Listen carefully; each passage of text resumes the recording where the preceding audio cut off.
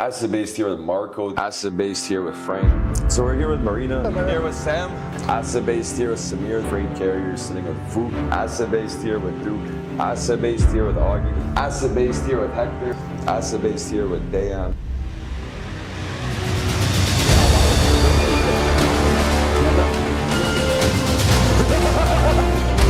Jeden pilecie.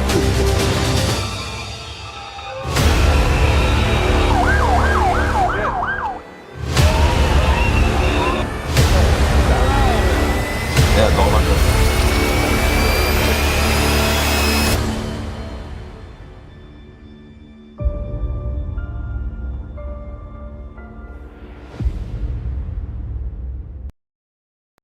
Just before we get into today's show, we got to get into the efrouting top hauls of the week.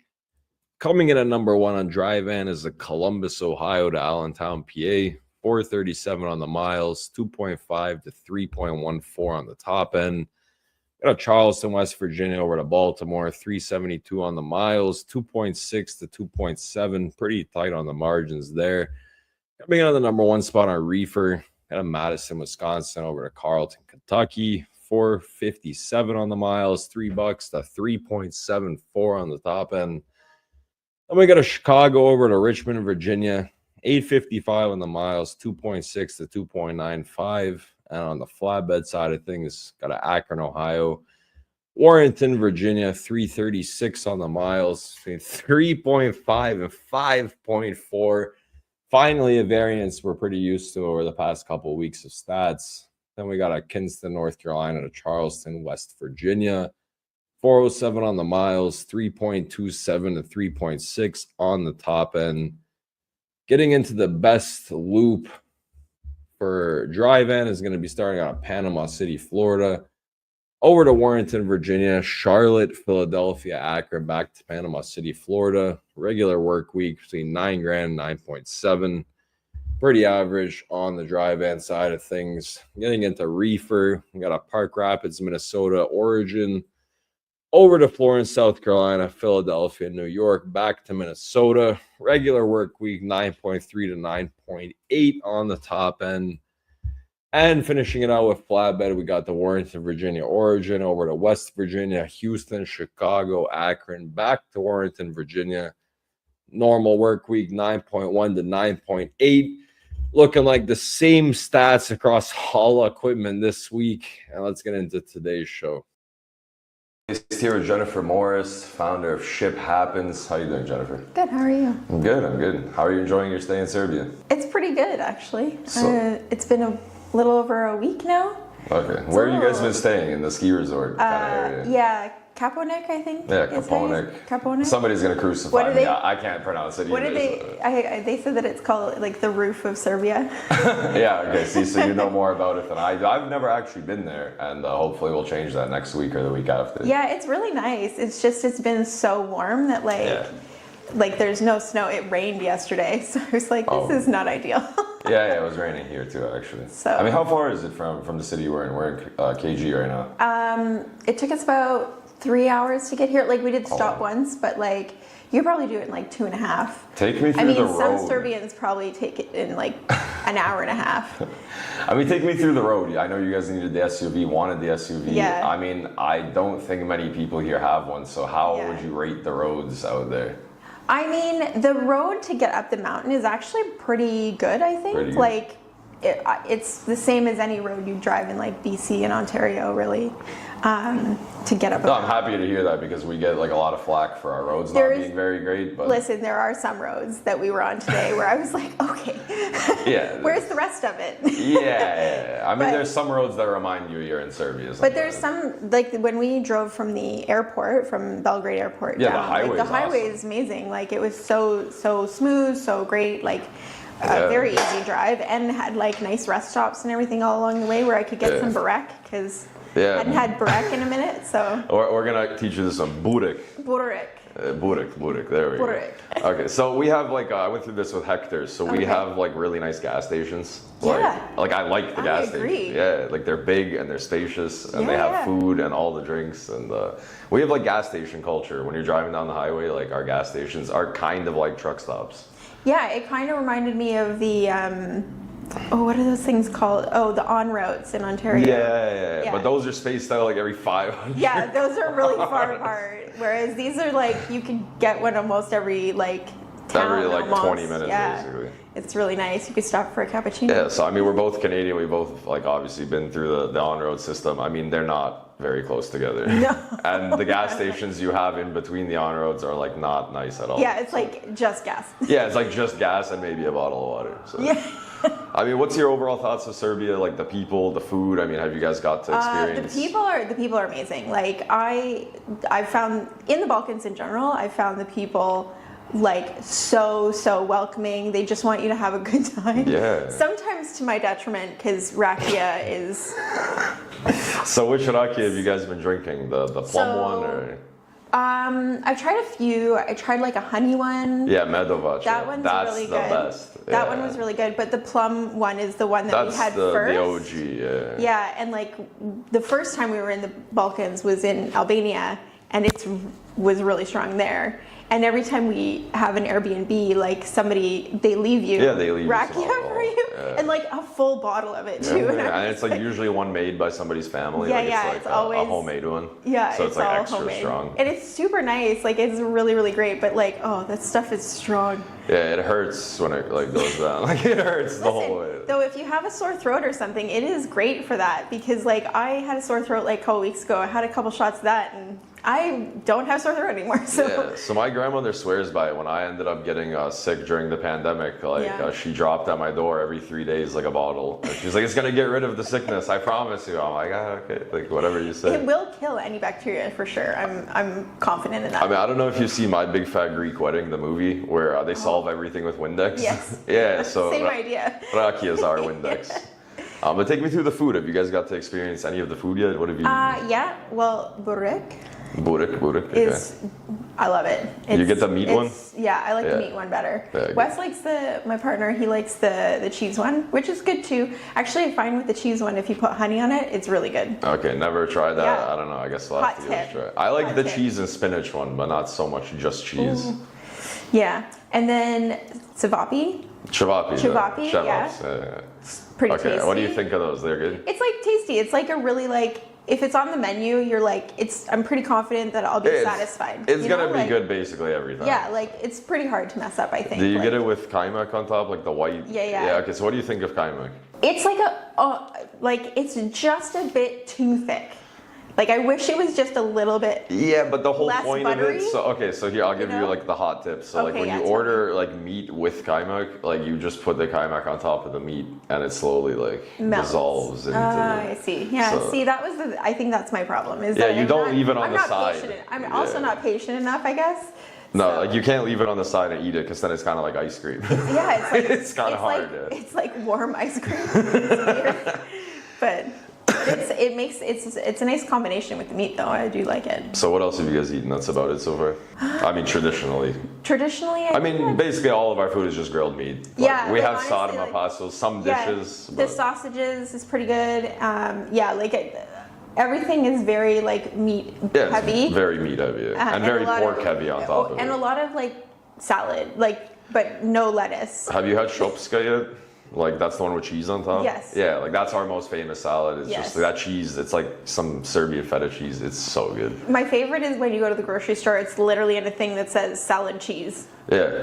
Just like, oh, well, okay. So take me through Kopanik. How has it been? Have you been skiing? Have you been snowboarding? That's like a really prestigious place in Serbia. So my partner's a really good skier. I'm like a mediocre skier at best. I'm like not a skier at all. So I mean, mediocre is pretty good. Like I've skied in a lot of places and like I can ski pretty okay. My partner is much better and he likes to do like the really difficult stuff. I did take a snowboarding lesson while I was here. On Monday. Yeah, on Monday I took one. It's way harder than I thought it was going to be. What's the pricing on that? Take me through that. I haven't ever been. I'm curious for Serbia standards. I would say, like, based off of everything I know about being in this part of The world. Europe, of this part of Europe, it's probably more expensive than most people would be able to afford here. But if you're coming from North America and you're used to North American prices, if you're used to like, trying to buy a block of cheese in Canada, it's like $50. Yeah, like, honestly. But even like lift tickets in, like if you go to Whistler, lift tickets, if you buy just a day lift tickets, like almost $300. Wow. It's crazy. Whereas here, I got a half day pass. Let me guess, wait. I'm going to guess half a day, 40 euros. It was just under 30 euros. Nice. Yeah. Okay. And so like, and if you do it, like if you buy like a pack, you're getting an even better deal. You can probably get a full day. Like, so it's $300 in Whistler. See, I've never been into this skiing stuff anyways. Yeah, it's, well, and like the thing is like they're trying to encourage people to buy like they want to push you. Obviously, but like for people that are casual skiers, you don't buy a season's pass. Yeah, especially you just if you're go. Visiting the country. Exactly. You're not going to go buy a So season here pass. too, they have like great like 10-day. You can do like a 10-day pass that you can use anytime within the season, which I think is really kind of nice. So your overall thoughts on Copenhagen? Positive. Yeah, positive. There's also a really great restaurant that we went to last night called Backcountry, I think. I feel like that wasn't the name of it in English. I feel like it was in Serbian and that was the translated name. It might be the translation, but it was really good. Like the food was really good there. We had wings there and they were really tasty. Chicken wings. Yeah, like chicken wings. Okay, so let's go through the chicken wing choices. Were they drums or flats mixed? It's drums and flats mixed, but with the full flat though, like with the whole wing. Oh, like it's connected. Yeah. Okay. Yeah. But I'm a flats person. Okay, so non-breaded, right? No, they were non-breaded. Yeah, they're always non-breaded, and there was no sauce on top, right? No sauce, but there was some sort of like, they were definitely marinated before they were cooked. Yeah, I'm not saying that they don't have a flavor, but there's no sauce on top. They're not breaded, like it's not American style, Canadian style. No, definitely not. That's what I keep telling everybody. Like. I would say they're closer to like if you get, when you get like Chinese food and you get wings, they're more closely to that than. That's actually a really that's a good contrast. Like for anyone in North America, if you order chicken wings from Chinese restaurants, which most people don't, but I have, and everyone probably has, that is actually quite literally, Yeah, like I think if people, and also like there's not a lot of spicy food here. At all. I mean, like, we have like when they say spicy, it's not spicy, except for this one pepper. So we have, be careful with this. We have like a green pepper, like zelena paprika. And sometimes it's spicy and sometimes it's not. Oh, yeah. But when it is really very spicy. Yeah, and like it's deceiving because you never know if it's they all like. Look the same. We have a saying in Serbian, I can't remember how to say it in Serbian, but it says if you get a spicy one, that means the grandmother who planted it was angry. And, love that. Yeah, so I mean, take me through what your plans are in Serbia for the next little bit. So actually, we have the place that we booked in Kaponek for a month, but I'm actually going back to North America to visit my mom, and I'm also going to Manifest in Las Vegas. Oh, you're going to Manifest? Yeah. No way. So I'm going on a media pass too. So it's the first time that I've gotten like a media pass given to me. So like that's a big step for Ship Happens, which is exciting. So I'll be gone until the 15th of February, actually, and then when I get back. Okay, let's segue into that, and we'll save your next Serbia plans for when you come back, and we can do another interview since we'll see you again. Yeah. Let's go through Ship Happens quick for anybody that might not know you. Take us through the elevator pitch and what you're trying to accomplish with it. So Ship Happens keeps evolving a little bit, to be honest. As does all media. Yeah, and when I first started it, and it still is, it's an educational website. It's a blog that I write exclusively at this point. I'm looking to kind of get some guest writers in as well to kind of expand on the topics. So you start out as a blog and just some advice articles, stuff like this. And all logistics based, of course. Yeah, it was mostly because like I do have a brokerage as well, a small boutique brokerage that I run on my own, and I started noticing that some of the people that were coming to me for help and advice, they were smaller businesses, medium-sized businesses that were kind of getting screwed a lot, to be honest. Yeah. And it was mostly for lack of understanding of the industry, lack of knowledge, lack of education. So I mean, like logistics, if you want to be a business owner, is a whole different ballgame as to being a company driver, to being a dispatcher, or to being a carrier sales. 100%. I mean, once you start getting, like, a lot of people go into those kind of like entry-level roles, and then they think, oh, like, I'm ready to start my own brokerage or start my own carrier or be an owner-operator. And once you start being an owner in this business, it's a completely different ballgame. Yeah, and also, like, even, like, consumer packaged goods, small businesses, too, like,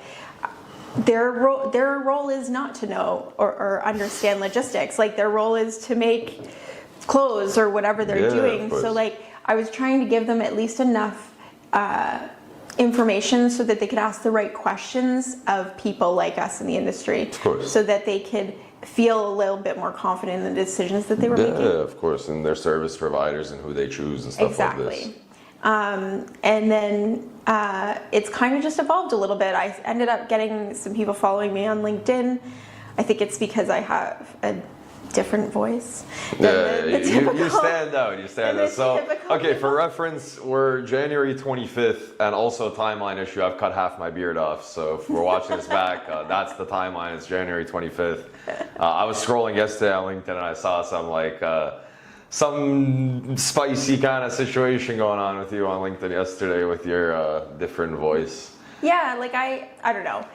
I think you definitely stand out, that's for sure. Well, like our industry, it's no secret, it is male dominated. Of course. By far. No, it's definitely not a secret. And while it is getting better, and I'm seeing more and more women like coming through and like really making this industry their own, I think a lot of the times we're kind of told to act like the men in the industry. So this is what your post was about yesterday, and I was reading it, and I mean, I kind of agree with you, right? Because the narrative for a lot of the women, and obviously I'm a man, I can't speak on how you guys feel, but I've seen the narrative where women come in and they try to emulate how the industry's been, and they don't kind of put their own spin on it.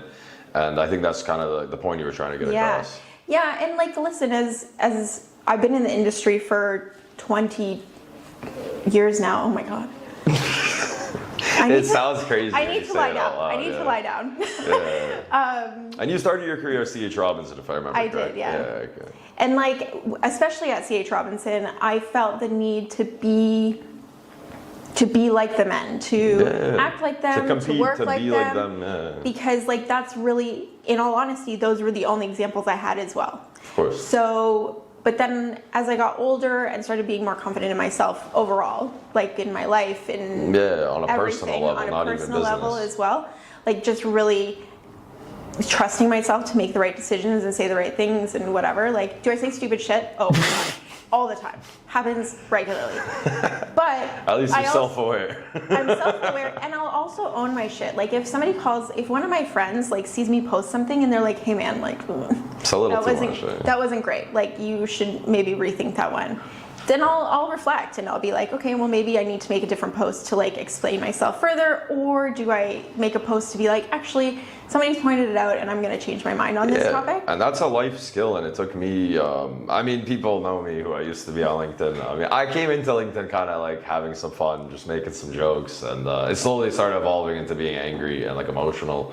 And it took me a long time to get to the point where I could actually hear people's opinions. And people would tell me all the time, like, that post is probably not a great one. And I'd be like, no, I'm right. I'm always right. And then it took me many years to get to the point where I'm like, yeah, maybe it wasn't. And, it's funny because, like, the smarter that you get and the older you get, the more you know that you don't know. Yeah, and honestly. so, like, you kind of realize you humble yourself a lot as you get older. 100%. And, like, it's funny, too, because, like, I have had some run-ins with certain people on the platform specifically. And it's funny to me because, like, I only block people if they're being aggressive to my followers. If they're being aggressive to me, I can take it, honestly. Honestly, sometimes I even welcome it because maybe they will, like, change my mind. Maybe. Yeah, of course. Yeah, difference of opinion should never be hostile. But the second that they start saying things to the people in the comments in like a disrespectful and horrible way, that's the only time I block. I've been blocked, however, by quite a few people. And like, do they at least let you know? They're like, hey, I'm blocked. No, they just shadow. It's always like it's always a man. That, especially in those cases that I probably have said something that has gotten to them, to the point of like they're now questioning who they are, and I get it. Like it's hard when like somebody kind of gives you a little bit of an existential crisis. Yeah, I mean, so explain to me how much LinkedIn has been like a part of your journey with Ship Happens and your career and just your, like, as we're speaking about the platform and the interactions we go through, I mean, just give me kind of some details on how much it means to you, the platform. I think the platform, like, I think the connections that I've made on the platform are invaluable. Yeah. Like, there's a group of 3 women that I kind of chat with. We have a group chat on LinkedIn. We support each other. We may not always see things exactly the same way, but like we're very respectful and we like try and support each other in the ways that we know how. And that group alone, that's how I came up with the idea for the Gorgeous Girls in Logistics. Nice. The more I think about the name, I'm like, well, it is what it is now, but can't really change it. Yeah, I can't really change it now, but here we are. But yeah, but that goes back to like owning things, right? Like, who is anybody? Like, if you as women, it was based off a meme, to be honest. Like, if you as women are like enjoy that name, then I mean, who is a man to tell you, oh, like it's provocative or anything? Exactly. I mean, anything. If you guys are enjoying it, then you enjoy it. And so, like that has been, they were the inspiration for that. They were my first 2 people that I had on that series, and the series keeps going. Like, I've had some really great people on the series so far. There's been 9 women so far. I started it in the fall last year. And take us through that. That's part of your blog, correct? Yeah. So every 2 weeks, every other week, I post. It's essentially like a Google form that I send the women, because we're all very busy, and trying to find time to interview is a lot. Yeah, and tough. Also it gives. So thank you for being here, like in person in Serbia. Problem. I mean, that's maybe more tough than just on the internet. True, but it also gives them the chance to answer the questions in their own words, and I do that. I just copy and paste their answers the way that they are, and then I put it out there for people to see, and I feel like. There's been women on there that might not have been able to have their like story or their journey in logistics be known to anyone if it was otherwise. And I've had such amazing messages sent to me about like how great it's made them feel and how much more confidence they have in their business. And I'm like, I could cry, oh my God. I can't remember if it was you. I'm pretty sure it was you that was explaining, you know, when you go to like, let's use Manifest as an example, not to throw any shade at their name or anything that. But it was you that was explaining, you know, I'm a woman, I would like to hear from some women speakers, and most of these events are like 90%, 80% men speaking. Yeah. And so like, and it's nice to get the stories out of the women. Yeah, and like, if I can, even if I'm just making that person feel really good about themselves, I'm like, I feel like that's totally worth it. Yeah, like I always say the same thing. Like if I can help like one person smile that day or like learn something that day, like then all the content creation was worth it, right? Like just to change one life it's enough. Yeah, and like and also like the other change that I've seen is I'm getting more and more men recommending women to be featured, which that's awesome. I really, really love, because that means like there's a mentality shift going on at that point. Well, because like us women can do so much, you know what I mean? But we do need men to kind of see like, oh, there's a missing voice here. No, of course. And we'd like to hear from it too. And so it's nice to see that and to have some men be like really interested and engaged in the series too. I have gotten some messages from men that are like upset about it and being like, well, why wouldn't you feature us? And I'm like, there's like 100 other platforms that feature you guys all the time. Yeah. Maybe you're just not worth featuring, sir. Oof, wow. Yeah, that's shots fired. It's also pretty true. I mean, don't shoot if you can't take the shot, I guess. Yes. Okay, that's a good place to leave that segment.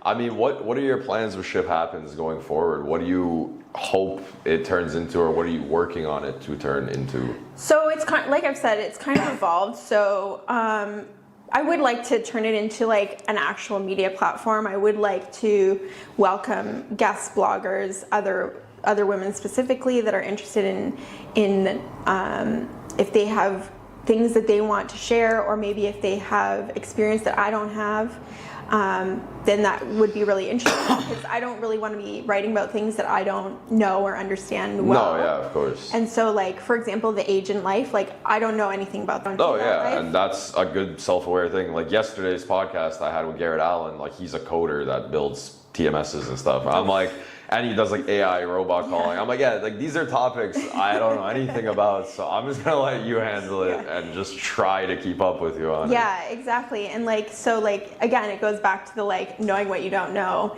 and then delegating to other people that do know those things better. And delegation is a tough skill in business, and I had a meeting with somebody very smart recently here in logistics in Serbia, and they told me the main push that they're not going out on their own and starting their own business is that they don't feel ready to be able to delegate tasks. They feel like they're going to hold on to everything and not be able to delegate at all. I mean, the fact that they're so self-aware of that is really impressive. Yeah, it is. And that's exactly what I told them, because I had the same problem. And when I stepped into management, I held on to everything. And I micromanaged everything. And I made everyone miserable. And delegation. That's the problem, is you end up making everyone, including yourself, miserable. If you can't let go of a task fully and trust the person you've given it to, don't go into any kind of management or ownership roles. Well, funny enough, my next blog post is actually going to be about delegating. So nice. I can't wait to read that one and hopefully like get involved. There'll be some tips and stuff for people to try out, you know. Nice. But yeah, like I think I do see it becoming some sort of media company. I have had people ask if I'm going to do a podcast. I don't know.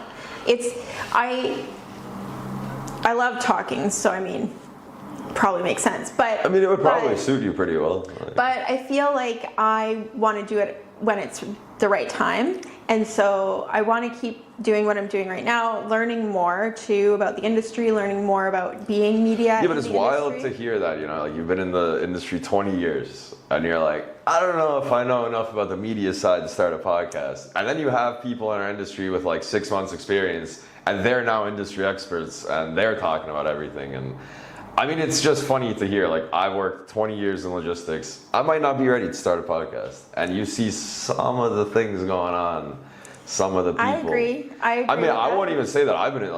This is my 5th year. And I mean, I threw myself at it. I love it. I immersed myself in it. So I would say my 5 years are a lot more than somebody else's 5 years. But at the same time, I know that I don't know everything. Well, and I don't try to, and I don't try to tell people I do. I come on to interview people, to speak with people and let them tell me what they know, right? That's the whole point. Well, and that's the thing, like all of my interactions with you have been very like, you're trying to learn more, you're trying to understand.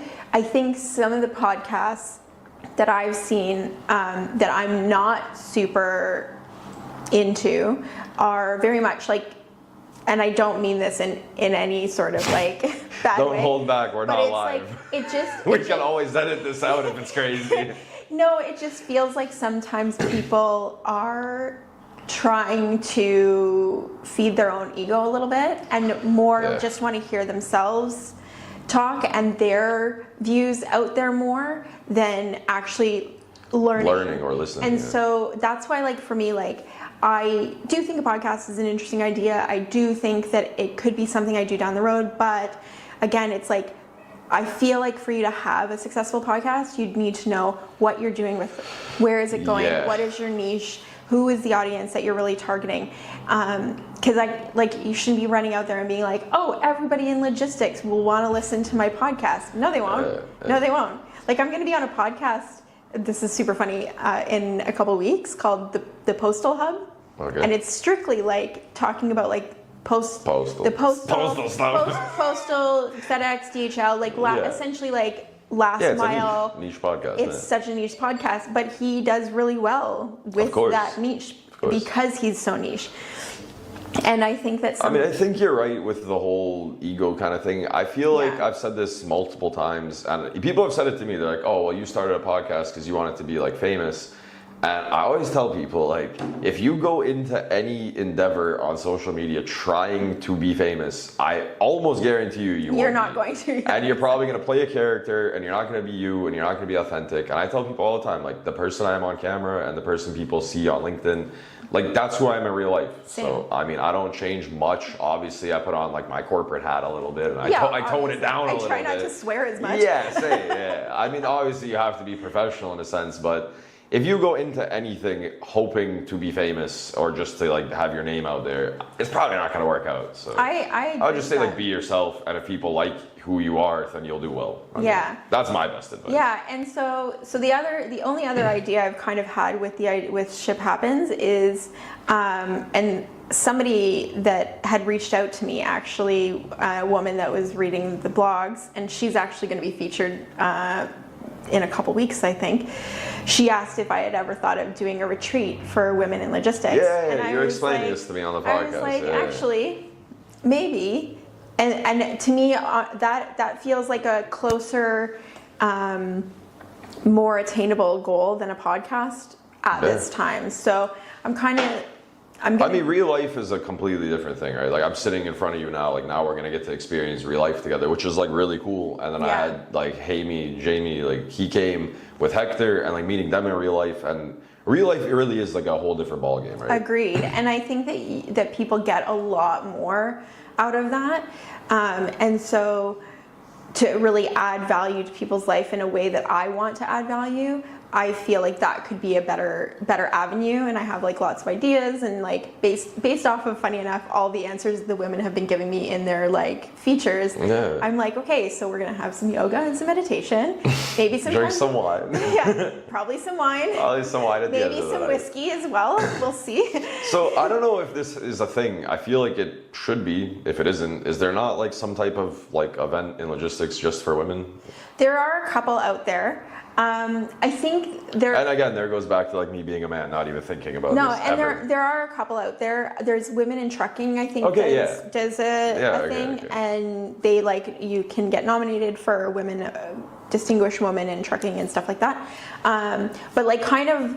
My thing would be a lot smaller. Yeah. It would probably be like and not like a logistics people. Event, more like you said, like meeting people. Yeah, but it's specific to, because I have a friend, she actually works a lot in that world of like events, and I don't want to use coaching, but like consulting and stuff like that, like business consulting. And they thank God. I thought you were going to say life consulting. No, no, like business, where they do some like events and retreats and stuff like that. And I was like, well, like that would be really great if she could we could work on something together.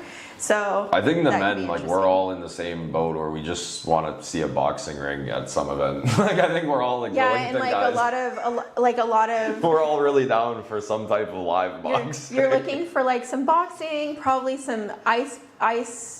I don't know. Yeah, like maybe some paintball or something. Maybe some a table of Zen.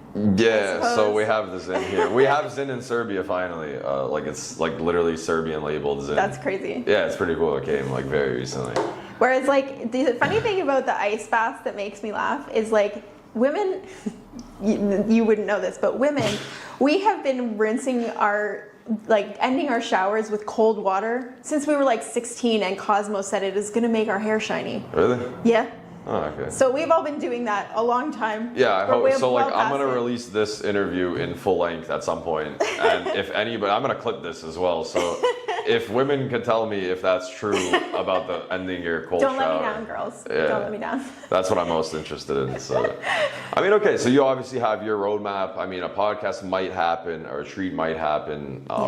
And obviously, like you said, you're in the brokerage space currently with your brokerage. If you want to just take us through the elevator pitch kind of on what you're doing in the brokerage space. Yeah, so like the brokerage just kind of came out because I just had an opportunity, and I was tired of all the other companies I had worked for. Yeah. They were all run by men and like weren't doing it the way that I would do it. And so I started the business like 8 years ago now. And I specialize in moving cannabis actually in Canada, so that's awesome. Which is kind of interesting, and it's because I have like a solid background in produce. Yep. So I mean, it transfers. It's a flower. Yeah, I mean, it's a plant. It's a plant. Like produce, still produce technically. It definitely, but it's yeah, transferable skills. Yeah, tomatoes, potatoes, cannabis. Yeah, whatever. It's all the same. Yes. But yeah, we'll see if I continue doing that or if I'm going to like slowly wind that down and transfer everything over to Ship Happens. I don't know. Well, Jennifer Morris, I think that's a great place to leave our interview for today. I wish you luck with Ship Happens. Thank you. And hopefully we'll see you again in a month. Yeah, you will.